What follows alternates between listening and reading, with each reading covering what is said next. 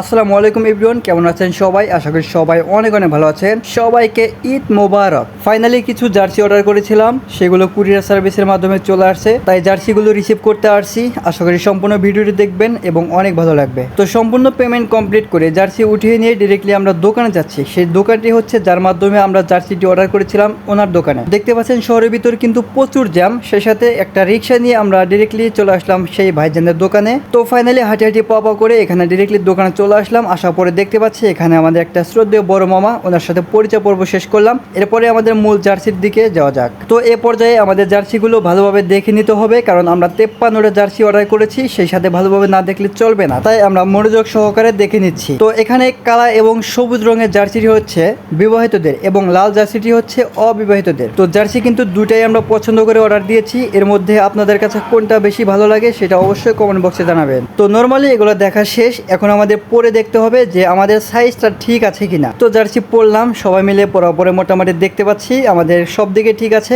Jersey পরার পরে বুঝতেছি লং এবং ফিটনেস হিসাবে সব দিকে A to Z সব দিকে একদম 100 মাপ করা হয়েছে। তো এই বিষয়টা আমাদের অনেক ভালো লেগেছে। সেই সাথে আমাদের জার্সিটি এখন প্যাক করা হচ্ছে, কারণ এখান থেকে আমাদের দ্রুত বের হতে হবে, কারণ রাত্রি বাজে এখন 11টা 30 মিনিট। আর যদিও এই ব্লগটি একদিন আগে আপলোড করার কথা ছিল, কিন্তু সময়ের কারণে আপলোড করতে পারিনি এবং এডিটিংও করতে পারিনি। আর বুঝতেই তো পারছেন এটা ঈদের ব্যাপার স্যাপার আর কি। তো যাই হোক, হিসাব নিকাশ শেষ করে ডিরেক্টলি আমাদের বের হতে হবে এবং আমাদের হাতে আরও অনেক কাজ আছে। তো জার্সি নিয়ে ফাইনালি আমরা এখান থেকে বের হলাম। এখন আমাদের ডাইরেক্টলি যেতে হবে উজ্জ্বল ভাইয়ের দোকানে। তো আবারও হাঁটি হাঁটি পা করে চলে আসলাম খেলার ভুবনে, মানে আমাদের সেই প্রিয় চেনামুখ উজ্জ্বল ভাইয়ের দোকানে। তো এখানে এসে একটু খুনছুটি করলাম।